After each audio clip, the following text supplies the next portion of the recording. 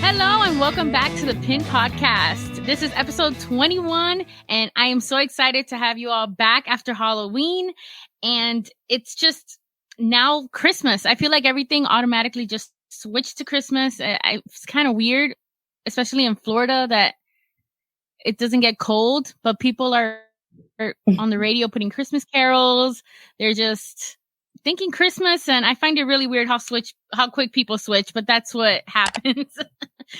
If you're joining in for the first time, this is a Pin Podcast, and I'm your host, Pinup Miami, and we talk about modern topics with a vintage flair. And make sure to follow us at the Pin Podcast official on Instagram, or send us a text at 1-833-48-PINUP if you have any ideas for future episodes or you want to be a guest on the show. And today I have a very special guest, a personal friend of mine, I'd like to think. Yes. Yes. And gorgeous. So make sure that if you have YouTube or access to a computer, which everyone has today, you make sure you watch this episode on YouTube because she looks so glam and so beautiful. She is the proud Indigenous plus size pinup entrepreneur, founder of the Salt City Burlesque troupe in Syracuse, New York. Please welcome Harlow Holiday. Hi. Hello. Good evening. Thank you for having me. No, thank you for coming. Tell us about what you're wearing for people that are watching you on YouTube. So I'm right now, I'm right smack dab in the middle of filming an act for a virtual burlesque show that's going to be airing on Twitch next Friday, the November 13th. And it's for Creatrix Presents Cabra Cadabra Dark Parlor Macabre, cabaret kind of thing. So I'm in the middle of shooting a very vintage scene where I'm kind of like a ghost flapper and I'm tempting my lover to join me on the other side. So this is kind of me in my glory, like I would be a showgirl, back in the late 20s. And, so I'm just, all glammed up and I'm going to come to her through a mirror and lure her to come and join me. So yeah, so I'm filming and this is my costume for my act Gloomy Sunday. Ooh, and do you come up with the ideas? How do you come up with them? Like, is it inspired? Well, it's different, I think, for everybody and everything. Like you can pull inspiration from music. You could already kind of have like a song that you love that you want to tell a story with, or you can have like a costume in mind, or you just kind of put together pieces. Sometimes people, start that way. They have that, or they like start with a look that they want, or, just kind of a tale that they want to tell. So really, you can kind of pull the inspiration from anywhere. When I put this one together, I just was kind of really into like older music, and this song is, oh my gosh, I don't know if I'm going to say his name correctly, but Rezo Ceres, I think that's how you say it. But it was a musician from the 1930s, and Gloomy Sunday, that version was like banned in a lot of different countries because it's, kind of dark and sad and scary, and kind of has like a scary story behind it. And I just was really inspired by it because it was like Halloween time. And I was like, I want to be a flapper, but I want to be like a ghost flapper. And how can I play with this and make this work? And that song just kind of like made sense. So I just ran with that. Ooh, and where can people watch it? So Creatrix Presents, you can find her on Instagram at Creatrix. I think there might be two I's in there. Creatrix. There might be an underscore presents. You can just Google that on Instagram. You should be able to find her page, and she has like a link to her channel. And so you basically will log on. You have to have a Twitch account. So if you don't have that, you have to set it up. But you just, you watch the show next Friday. So like basically, you can make a donation of anywhere from like $1 to $20 to try to help support, artists in this really funky time. And so what they generally do is like split that up amongst the performers, and you can just watch, there'll be two fabulous MCs, and there's going to be all kinds of artists from all over. I think this time we have like all over New York. I know the last one she did, we had people from Salem and Virginia and stuff. So Wow. that's kind of one of the benefits I think of like the virtual world is like things are weird right now, but we're able to connect in a way that we maybe couldn't before because of like travel being expensive. So we're doing this all digitally. So find Creatrix Presents on Instagram and then join us on Twitch on November 13th. Yeah. Ooh, I'll make sure to also put that in the description of the show so people can Awesome. check it out. So Yeah. tell me, Harlow, how did you get into pinup? And then how did you get into burlesque world? Or was it first burlesque and then pinup? Let me know. It was pinup first. So I think that like me growing up around my grandmother, she was kind of like my biggest inspiration because she was always a really flashy lady. So she had all these really fun clothes and shoes and accessories. Like she always had to like, dress her best. And I thought that was cool to see that from her. And she really liked like movies and music. So like I know I listened to like a lot of Motown and stuff. And I got into watching like older movies like the Turner Classic Movie type stuff. So I was always kind of influenced by that like retro vintage glamour. And so I think I got that from her. But then when I was in my like early 20s, I started to kind of see what I didn't know at the time was really the rockabilly scene, but I just knew that it was like retro and vintage. And I really liked the aesthetic. And I think a lot of that was coming from like Southern California. That's where I was seeing it from. So I always just kind of like put the two together, like glamour, classic, I think that in that time period, or even just to like live the pinup lifestyle, it takes a lot of work to put yourself together. And there's a lot of thought that goes into it. There's a lot of detail. And I just was kind of always drawn to that. But I think I bought my first pinup dress from a shop in the French Quarter in New Orleans when I was visiting for the Burlesque Festival back in 2014. So I got a couple of Hell Bunny dresses and I had some petticoats for the first time. And I always really loved hair and makeup. So I kind of like already had that and I just put it all together. And when I saw myself in the mirror, I was just really like happy and excited. And it brought me so much joy that I was like, I think I want to do this every day. And it's kind of how it got me into like the pinup lifestyle. And I was doing that for like a few months and I ended up coming back from the festival and finding out that there was a burlesque a benefit for someone locally. There used to be this lady who did burlesque in my city in like the mid 2000s. And she was around for like 5 or 6 years and it kind of fizzled out. So our city does have a little bit of history, but it wasn't anything like, regular. So when this one special event happened and I showed up and I was all, dolled up in my like pinup look and, the lady who was in charge of that was like, I love this. You have such a cool look. Like, I feel like you should be a part of this world. I feel like you should be doing this. So that kind of was my introduction and the beginning of like somebody actually encouraging me and saying like, why don't you give this a try? So I would say pinup led to burlesque. Like that was first. It gave me the confidence to feel like really fun and playful and explore a different part of my personality and like project myself in a new way. And I just so happened to, fall in with the glitter folks and just find a home. Well, and that glitter got you into making, you make beautiful headpieces. You make a lot of your costumes too. Yes, thank you. It's, what, it's kind of hard as a plus size girl to be a burlesque performer. I mean, society standards and acceptance and all that stuff aside, like there is a lot of people out there who are very supportive and there's a lot of really awesome artists and producers that are trying to, kind of change the game and bring more body positivity to light because it's definitely there, but it could be improving. So when you're getting into this, you're already kind of struggling with whether or not people are going to, enjoy your performance or enjoy you as a person or an artist or your figure and whatnot. So behind that, though, it's challenging to find pieces that are well fitting or oftentimes people will have to make it themselves. So for me, being a plus size girl, I have to find a way to make shapes that I feel look good on me and that make me feel comfortable, that make me feel confident. But I'm a terrible sewer. So usually that's just me kind of like hand stitching stuff. And luckily that's the only part of my life I think where I have patience is like crafting these like intricate little things so I can sit and like watch a good show or listen to a podcast and just like place all the stones or hand sew all the things, but you kind of have to. You just have to do that. Like if you're a bigger girl, you got to figure out a way to make it work for you. So yeah, gotta learn stuff along the way. And you have an Instagram where you sell it, Le Petit Couture. The petite couturier. Yeah, I was close.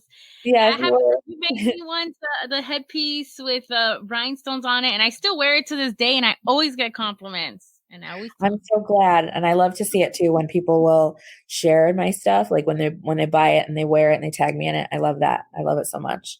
But this one was actually the one that I'm wearing is the first one that I ever made. So this piece is like just an addition because I actually couldn't find. I had another one like this, and I don't know where it is. I don't know. Shit's everywhere. I love the around the ears and the pearls because everything's so. I just always loved your style ever since I met you. I met you at Viva East, I think already. Yeah, I think that was the first time. Was the first Viva, year. the first Viva East? Yeah. I'm like, I forgot how many years ago. And ever since I saw you, and I met you, I saw you online before that. And I've always admired that you do burlesque. You're a plus size woman and you rock every look that you have. And thank you so much. I think the same as you. Oh, thank you. So tell me, what was your first show like? I'm always curious. Like, how was it like your first burlesque show? So before I actually like dove into trying burlesque, I would participate in like contests. Like we have like a local gay bar that will do like every year when they celebrate another year, like their anniversary party is like an underwear night. So people will go and they'll wear lingerie and stuff. So me not being necessarily comfortable to do that, I was like, well, I will make an outfit that has layers and I'll transform and I'll do something that's kind of like lingerie as my ending, right? So this costume that I'm wearing here was made for that contest and I won that contest. I had like, I don't know, maybe 30 seconds to a minute to go up there and just show off. And people were probably like, that's not underwear. And I just went boom, bam, stuff, and I ended in this look which was kind of like this outfit is all pearls underneath. And so I already had that. So when somebody linked me with my first gig, it was actually 1920s themed. And it was a New Year's Eve in Albany going from 2014 into 15. So I was so nervous, but I had a costume. So I felt awesome about that. I picked the song, and then I went and I had all my layers and I had, a glass of wine and so to feel a little loosey-goosey. And then I got up there and I was just kind of, shaking in my heels and the music started and you just kind of go. And I don't know. I feel like I probably wasn't present completely for that performance because you get so nervous that like you kind of like lose sight of what's going on. Yeah. But I remember that, when I was done, everybody was cheering. And when I went backstage, the other performers were like, that was awesome. Like they couldn't believe that it was my first time and they loved the costume and they loved what I did. So I just felt like it was the ultimate reassurance that this is what I'm supposed to be doing. So there are moments of that night that are like maybe a little fuzzy, but I do remember what it felt like to be on the stage and to be in the light for the first time. And I remember just feeling like really free and having this like adrenaline and exhilaration that I had never felt before. Oh, that's an amazing feeling when you find something and it gives you that feeling of just, I love it. The passion. Yeah. And so then after that, you started your own troupe. Tell me why and how and. Well, so because there wasn't really anything happening in my city, I had really wanted to pursue that and like kind of carve a niche, like we do have a history. There was women who are now known as burlesque legends that came through here in like the 50s, 60s, 70s, even 80s. And like my dad will tell me stories of when he was an usher at the theater and he remembers seeing the shows.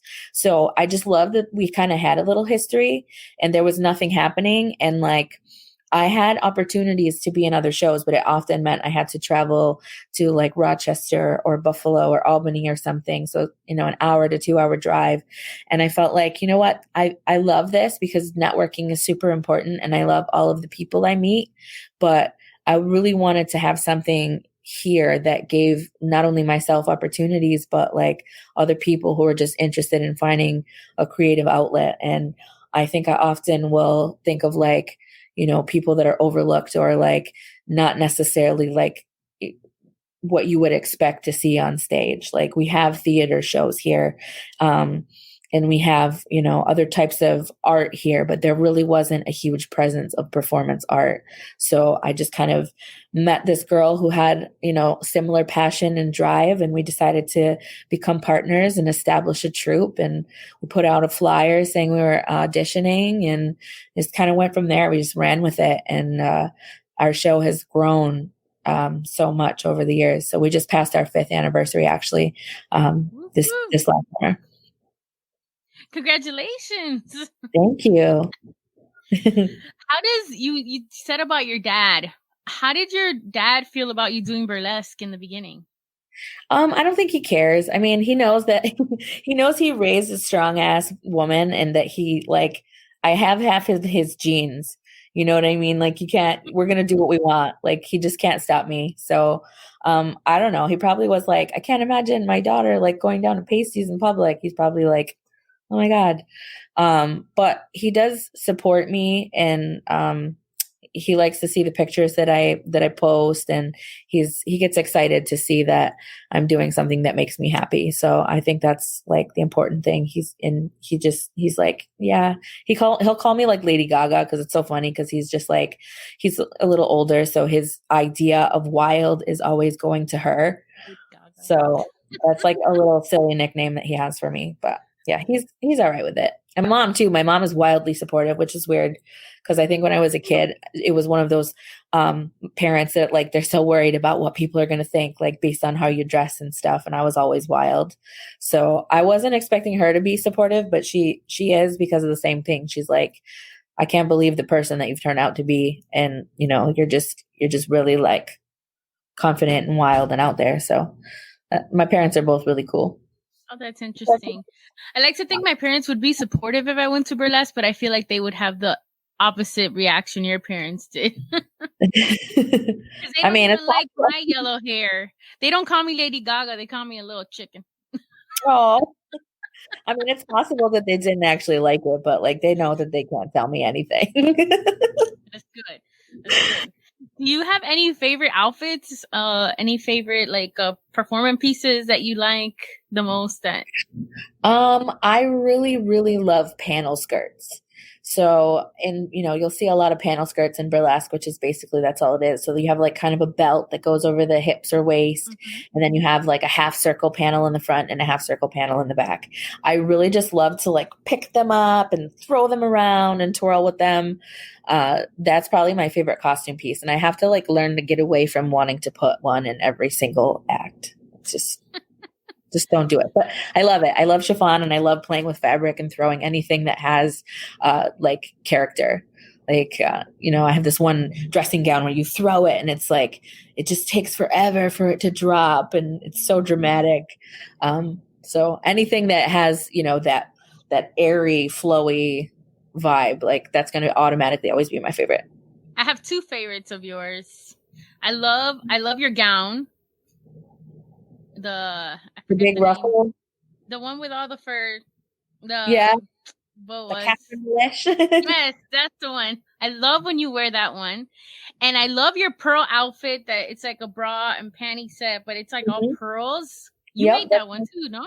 Yep, that's the one. I have that underneath all of this. Yep, that one was mostly completely done by hand. So the bra I actually covered with strands of pearls. I bought like spools of pearls in bulk, and I just like string them and sew them and covered the bra. But then I realized like I didn't have anything to go with it. So I had to make like a belt and then sew them individually in strands to make a skirt. And it's got all this cage harnessy stuff. So that piece was completely made by hand. And that one probably took me like, oh gosh, somebody asked me that question before, and I want to say at least 60 hours of sewing. That's a lot of hand sewing. It is. It's crazy. It's a monster. It's a beast. It's heavy too. Like I brought it to Vegas. I went to Burlesque Hall of Fame last June, and I was like, I want to wear this for one of the nights, the showcases. Everybody goes all out for it, So I brought this pearl outfit, and I'm carrying the bag, and I'm like, this thing weighs like 10 pounds just a skirt. So, but it was, the glamour. We do it for the glamour. We suffer through it. How do you deal with people? I like to always find out how other women deal with like bullying because of, I'm also a bigger girl and I know I get bullied, but I try my best not to listen to it. But do you have any advice or anything that you do, or you just? I mean, it's tough because there's people out there that are just like mean, so like the ones that will actually take the time to try to say something to you, most of the time it's like cyber though, it's more through like Facebook or YouTube. I remember Yeah, nobody has the guts. the first time I had done a festival, a burlesque festival, and I had done an act, and like I had this really beautiful video afterwards, and I was super excited to watch it. And I remember that was the first time I got like really nasty comments. Somebody had made like, well, actually it was like I had a couple comments of people saying like not nice things, and I think that was really hurtful, and I struggled with that.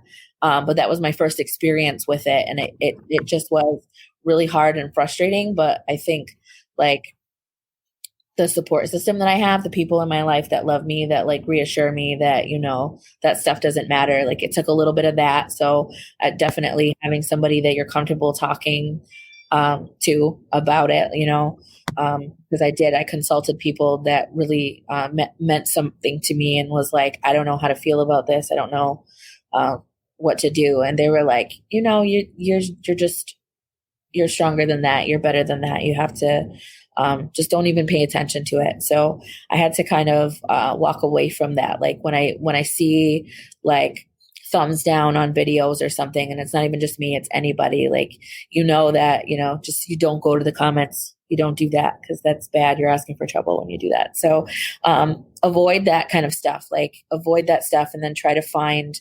the positive in it. Like, why are you doing this? What is it that you want out of it? And for me, it's expression. It's when I put myself together, I feel really beautiful and I feel really like majestic and wonderful. So those kind of feelings, revisiting that is what overpowers all of that other stuff, because, it's my life and I matter and how I feel matters, and what those people have to say, that's their issue. It's not yours to carry. So you have to just brush it off and let it go.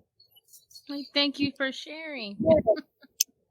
It's always difficult to share because then I always get flashbacks when I try to give people advice of my own. Tell me about your variety show. For somebody that's never been to a burlesque show, how would you describe a variety show? I think it's different for every producer. It depends on like what their goals are and like what their aesthetic is. So for me, I know that I loved classic theater. I loved vaudeville. I loved like big shows. So going back to those classic movies, big sets, big costumes, everything's huge and pizzazz. So I wanted to keep that. I wanted like wow factor. I wanted sparkle. I wanted over the top. I wanted to keep true to having like live musicians. I wanted dancers who weren't burlesquers. I wanted stand-up comics, and to think about like what would have maybe been vaudeville back then and how it evolves now. Like now we have flow artists, or we have fire performers, or people, doing things with like prop manipulation that maybe you wouldn't have seen back then. But me personally, I wanted to keep it classic. But there's a lot of different producers out there that have like a niche. Like there's, like Burlesque is all like cosplay and all that different kind of stuff. Or there's like Shock-lesque. Like my business partner ended up like we're still very good friends, and actually she's still part of my troupe, but she has her own showcase that she started with another friend, where it's just like really shock, like pushing the boundaries and being like political sometimes and wild. So it's a matter of preference and like what kind of a vibe you're looking for. So if you've never been to a burlesque show, really like checking them out and seeing what their Instagram or their Facebook or their websites look like, and kind of try to get a sense of feel for what you're going to get when you go there. Because it's always going to be different, but mine was more to like classic vaudeville. Do you have any burlesque dancers that inspire you or your role model? Oh my God, there's so many. 3 of them, if you want. Okay.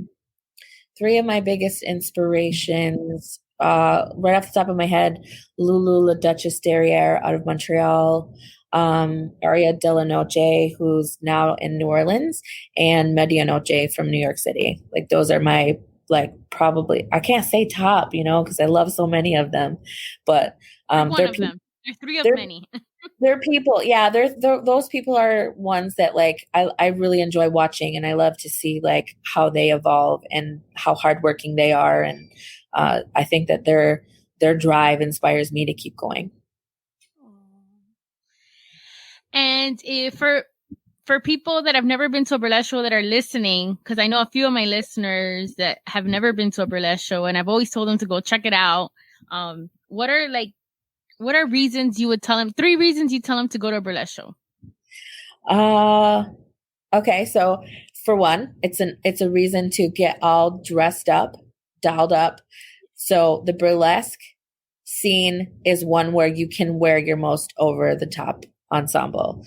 Like maybe not everybody's going to be that way, but there are some wild people at a burlesque show. So if you have this crazy dress that's been sitting in your closet that you're wondering where you can wear that to, where it's your burlesque show. So opportunity to dress up. It's a wild time. Like you're going to have fun. There's a little something for everybody in a burlesque show.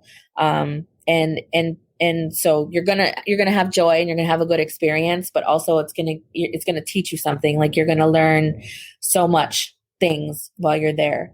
Like I don't know. The burlesque crowd is usually really supportive. Like the people that are there want to have a good time. So once you kind of get comfortable and know that you can loosen up, like you can cheer real loud and you can clap and scream and hoot and holler, like all of that is encouraged. So just go to have a good time. It's fun. It is. And people don't believe me. Like there were some people down here in Florida that were like, oh, I want to see Dita Von Teese, for example. And I'm like, girl, you better wear like a dress, a gown, because these people go all out to go there. Yeah. And then they see the pictures and they're like, Jennifer, you were right. I said, I told you, you dress up. Yeah, especially Dita. I mean, Dita's like the most glamorous, like her big giant props and very elaborate outfits. So yeah, burlesque is your opportunity to be glamorous. Like just jump right in and join in on it. And it's for any age, any body type, any gender. I've seen male burlesque. Mm-hmm. Yep, there's boylesque, all different kinds of stuff. Oh, and there's a name for it. I didn't know. Well, I mean, I don't know. Some I hate to like put labels. Not everybody likes labels, but oftentimes you would hear male identified performers that are doing striptease called boylesque. It's referred to as boylesque a lot. But yes, it is for everybody. And oftentimes we'll have like a very wide range in our audience, from people who are like in their early 20s all the way up into we've had people in their 80s, and everybody just really has a good time. And like I love when they come up to me afterwards and will tell me, especially in our city because it's small. So occasionally we'll have the seasoned traveler that will come up and be like, oh my God, I can't believe that happens here. Like I feel like I was somewhere else, like not in a little town, so that's kind of cool. That's awesome. You're able to let people escape for the time that they're there at your show. Yes. All right. Do you have anything else you'd like to share or ask me? I don't know. Just definitely check us out. You can find us on Instagram and Facebook at Salt City Burlesque, saltcityburlesque.com. We just did our first virtual show. That was our 5th anniversary Halloween production. It's called Spectra Spectacular. So that's actually available for rent or purchase right now, and it's going to be up for a couple weeks. So you can find that on our website. Also just, especially now, like I'll just throw this out there, have an open mind. The virtual world is completely different, and you have to just have an open mind and just be willing to like experience something different and, kind of see how people are telling stories in new ways. So, for now, you can join us in virtual stages until it's safe to gather again and, support local artists because artists are really struggling right now. So whatever you can do to help keep art alive, definitely support local art. And I'll make sure to put all the links, all the handles in the description of the show. So if you're listening to on YouTube, it'll be in the down below. If you're on Apple, Spotify, or anywhere where you're listening, it'll be in the description as well. And subscribe. I would appreciate it. Harlow, thank you so much for being on the show. It's such an honor. You're always beautiful, inside and out. I know you personally, and I'm Really, it's such an honor. And next week for episode number 22, I have Kimmy Chaos from California. She is a nurse, and we're going to talk about how she's nursing, how being a nurse during a pandemic and how it's being handled in California. So opposite side of me. So I'm very curious to know. Thank you so much, Harlow. Thank you for having me. I love you and I miss you. Mwah. Stay safe. Everybody stay safe out there.